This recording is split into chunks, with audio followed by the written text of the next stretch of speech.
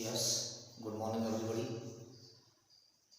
4 तक हमने पहले करा दिया था और आज 5वां और 6वां 2 और रह गए हैं, इनको कराते हैं। तो यहाँ देखेंगे, निर्गुण कौन देश को बासी, मधुकर हस समझाए, सौंह दे बूझत साँच न हासी।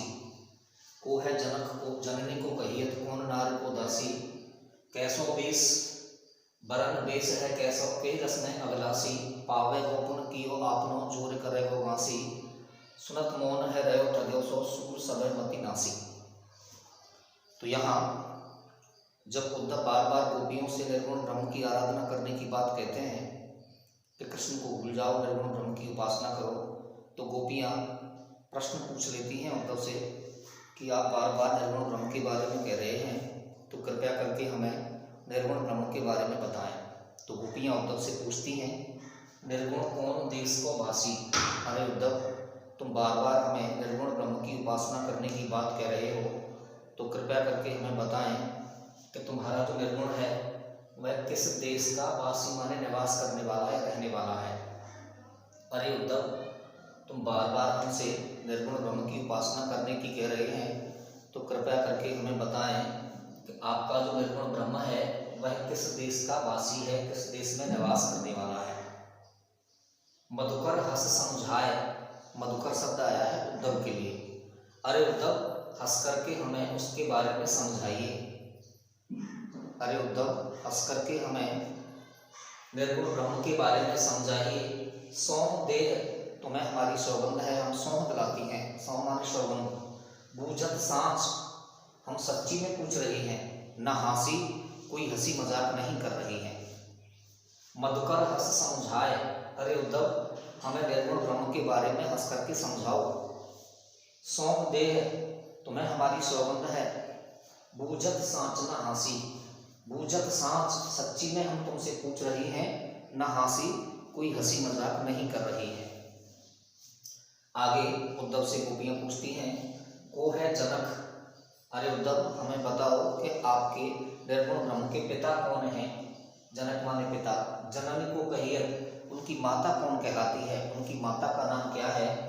कौन नार, उनकी नार माने पत्नी, उनकी पत्नी कौन है, वो दासी, और उनकी दासी कौन है।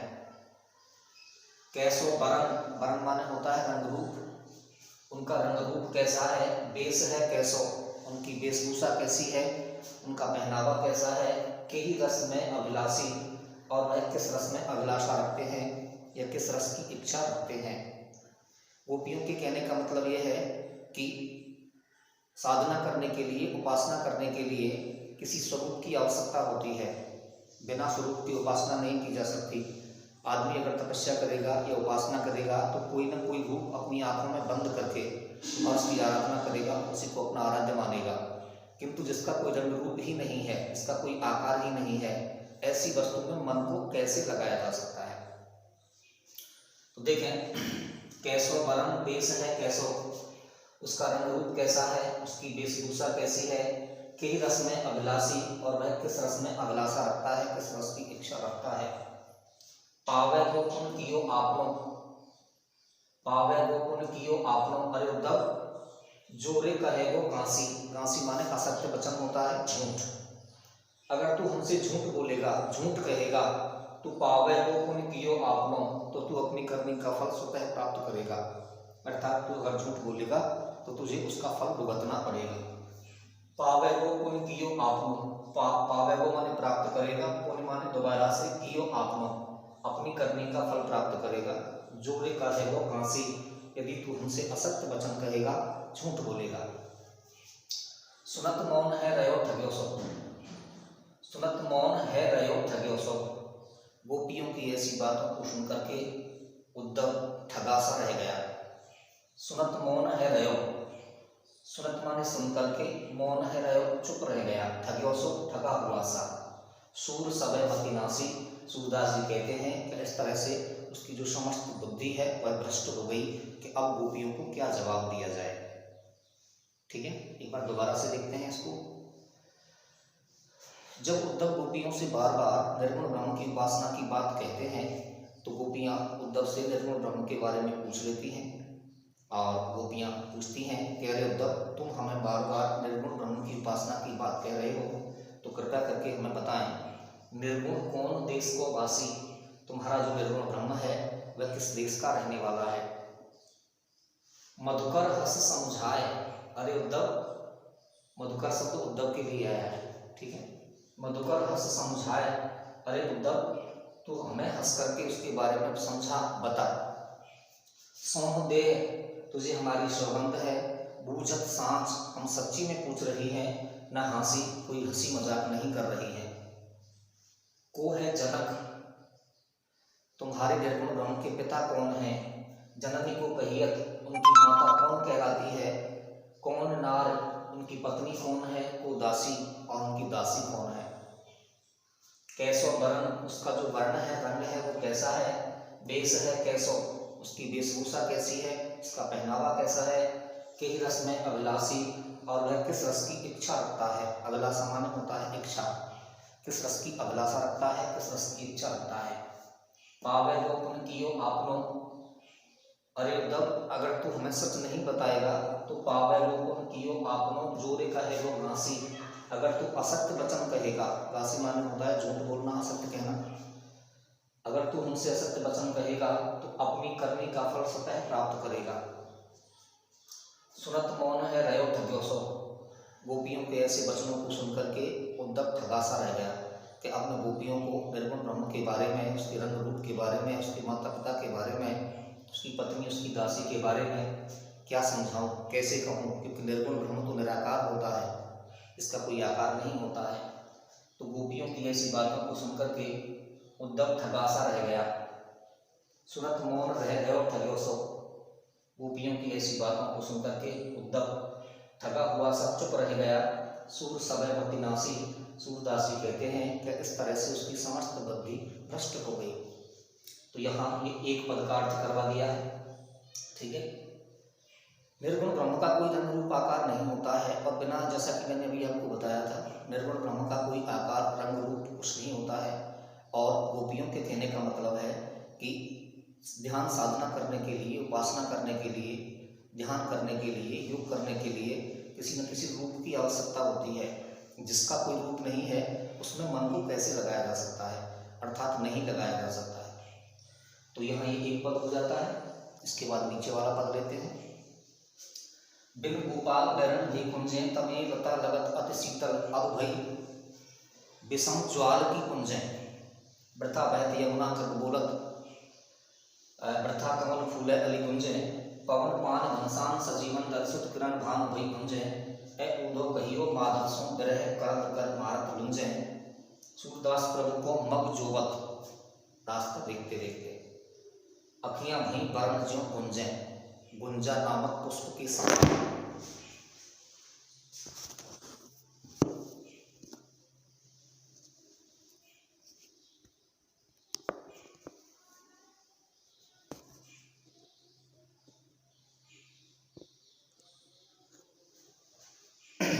देखो, अपनी विरह वेदना को व्यक्त करते हुए गोपियां उद्धव से कहती हैं, अपनी विरह वेदना को, अपनी व्यथा को, अपनी पीड़ा को, अपने दुख को व्यक्त करते हुए गोपियां उद्धव से कहती हैं कि अरे उद्धव, बिन गोपाल बैरन भी कुंजे। कुंज माने होता है वृक्ष और लताओं से घिरा हुआ स्थान, जहाँ भगवान कृष्ण गोपियों के साथ रास लीलाएं किया करते थे। तो गोपियां उद्धव से कहती हैं कि अरे उद्धव, बिन गोपाल, बिना श्री कृष्ण के, बैरन भी कुंजे, ये जो कुंज हैं, वृक्ष और लताओं से घिरे हुए स्थान हैं, ये हमारे शत्रु हो गए हैं। बैरन माने होता है शत्रु।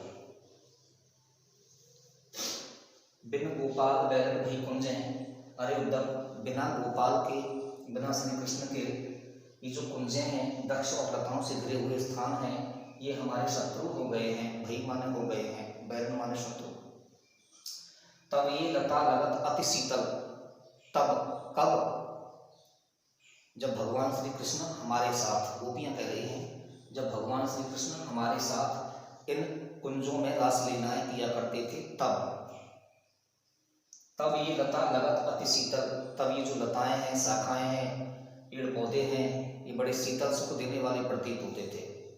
तब ये लता लगत अति शीतल, जब भगवान श्री कृष्ण इन कुंजों में हमारे साथ रास लीलाएं किया करते थे तब ये लता अत्यधिक शीतल सुख देने वाली प्रतीत होती थी।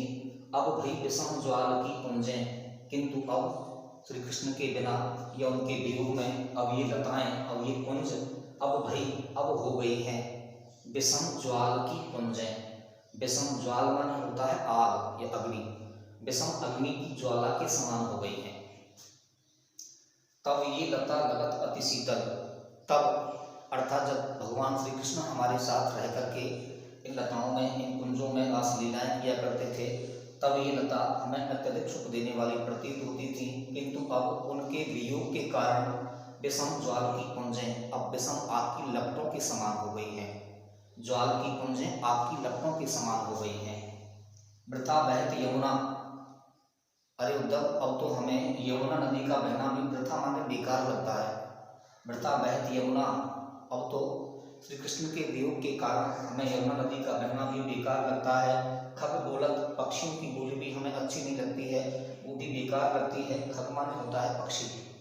वृथा कमल फूले, अब तो कमल के पुष्प भी बेकार में ही फूलते हैं, कमल के पुष्पों का खिलना भी व्यर्थ है। अली गुंजें, अली माने मधुप या घोड़ा, और घोड़ों का गुंजार करना भी व्यर्थ ही प्रतीत होता है। दोबारा से देखें, वृथा बहत यमुना खग बोलत, अब तो यमुना नदी का बहना भी हमें व्यर्थ लगता है, पक्षियों का बोलना भी बेकार लगता है, कमल का खिलना और घोड़ों का गुंजार करना भी हमें वृथा ही प्रतीत होता है।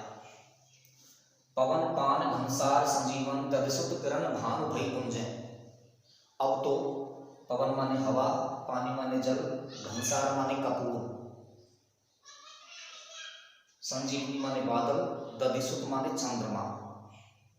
दोबारा से सुनो, पवन माने हवा, पानी माने जल, घनसार माने कपूर, संजीवनी माने बादल, दधिसुत माने चंद्रमा। किरण, इनकी शीतल किरणें, अर्थात ये सभी चीजें शीतलता प्रदान करने वाली हैं। हवा, पानी, कपूर, बादल, चंद्रमा आदि की किरणें भानु भई भुंजें, भानु माने सूर्य के समान, भुंजें माने जला देने वाली प्रतीत होती हैं।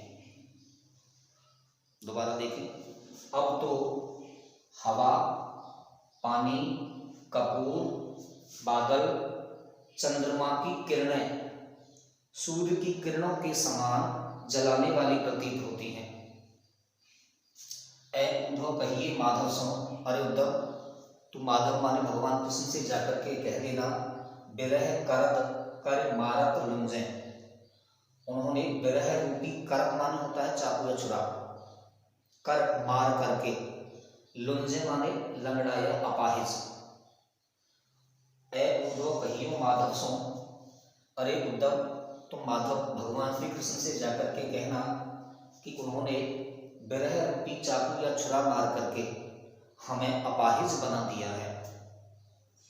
ऐ उद्धव कहियो माधव सो विरह करत कर मारत लुंजें, अरे उद्धव तो भगवान श्री कृष्ण से जाकर के कहना कि उन्होंने विरह रूपी छुरा या चाकू मार करके हमें अपाहिज बना दिया है, लूला या लंगड़ा बना दिया है। सूरदास प्रभु को मग जोबत, और सूरदास जी के माध्यम से गोपियां कहती हैं कि अरे उद्धव प्रभु को मग जोबत, भगवान श्री कृष्ण के आगमन का रास्ता देखते देखते, मग माने रास्ता होता है, जोबत माने देखते देखते। सूरदास प्रभु को मग जोबत, सूरदास जी के माध्यम से गोपियां उद्धव से कहती हैं कि अरे उद्धव प्रभु के आगमन का रास्ता देखते देखते अखियां भई बरन जो गुंजें, गुंजा नामक पुष्प के समान लालिमा से युक्त हो गई हैं। अखियां भई हमारे जो नेत्र हैं वो हो गए हैं बरन माने रंग, ज्यों गुंजें, गुंजा नामक पुष्प के लालिमा के समान जो हमारे नेत्र हैं वो लाल सुर्ख हो गए हैं। तो यहाँ उपमा अलंकार का प्रयोग है, विरह करद, विरह रूपी छुरा या चाकू। तो यहाँ विरह रूपी छुरा या चाकू, इसमें हम देखेंगे तो यहाँ रूपक अलंकार है।